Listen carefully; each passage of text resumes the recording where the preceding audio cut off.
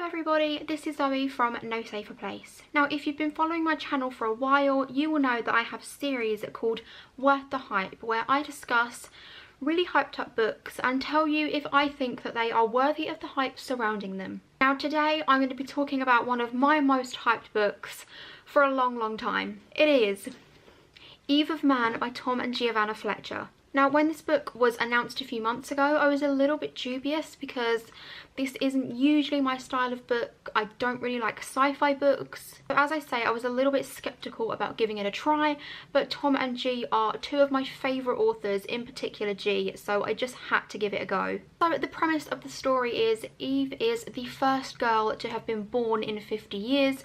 There has been a total wipeout of girls. The only people being born are boys, and then Eve comes along. Now it has a very dystopian setting about it. It really reminded me of Handmaid's Tale by Margaret Atwood. It definitely had those kind of vibes and connotations. So the story is a dual narrative, and one of those is Eve, who I've just spoke about, the first girl born in 50 years, and the other perspective is written by Bram. We'll get on to him soon. So G wrote Eve's perspective and Tom wrote Bram's perspective.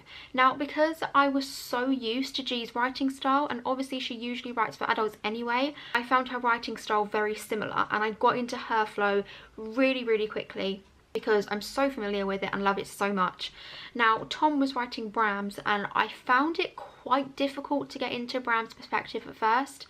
I was very unfamiliar with Tom's writing style because he doesn't really write books targeted at adults, so it was really unfamiliar. But the weird thing was, Eve was my favourite for so long, but by about halfway I actually preferred Bram and thought his story was a lot more exciting than Eve's perspective. So Eve is just approaching 16. As she's the only kind of chance of repopulating because all of the females are 60 and over now, she has been locked away.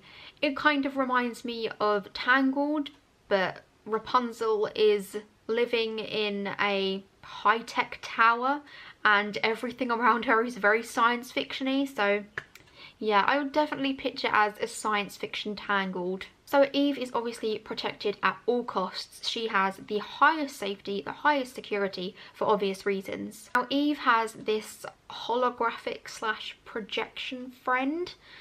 As I say, it's very futuristic, so this hologram feels real, it looks real. It's kind of disturbing when you read it actually, but it has to have someone who is controlling it as such. So she has a friend called Holly.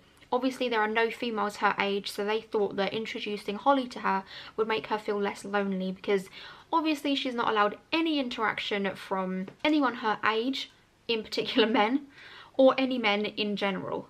So she's very lonely, so they created this facade of Holly just to keep her company. So Holly has to be controlled and there are 3 people that control her. One of them is Bram, who we come to know and love, and Bram is Eve's favourite. Although Eve isn't supposed to know that they're controlled by these people, she does know and she definitely favours Bram. But as I said, she's approaching 16 and the people that are looking after her have chosen 3 suitors for her that she can choose from and then pretty much start repopulating the country. She has a very big responsibility and I would not like to be in her position. Now when she sees the suitors, things start to go downhill dramatically and things don't work out quite as everyone had planned, and the people looking after Eve want to take it a step further. So they don't really care if she is attracted to the person anymore or if she falls in love with them.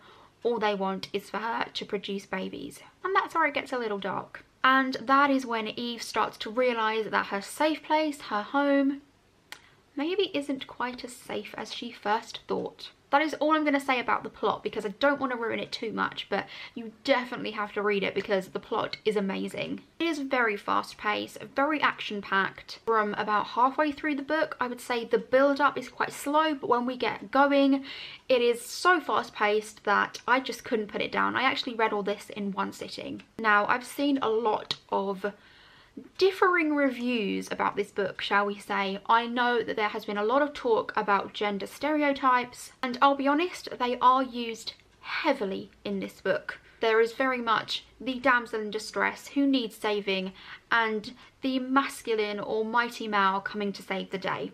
Now, as I say, usually I really don't like stereotypes like that. I think for me, sometimes they're needed. If they actually help the story rather than hindering, I'm kind of open to it. So for example, Eve has lived this sheltered, protected life where everything has been done for her, and she's not independent. She doesn't know how to stand on her own 2 feet. So when someone does come to save the day, she's not going to be this badass female who suddenly changes her entire personality because the audience wants a badass character. I just think that transition would have been completely unbelievable because of the way that she's been brought up. But although that stereotype of the damsel in distress was used, and used heavily, I think it kind of worked because of how she was and who she was. I don't know if that's just me, because I may be very, very biased because of how much I love Tom and G, so I'd love to know your thoughts on this because I don't know if it's me just being a little bit biased. And people were saying how it isn't very diverse or inclusive, which again, I kind of get. I do get all these issues, but for me, the main thing I took away from this book was how much women are needed.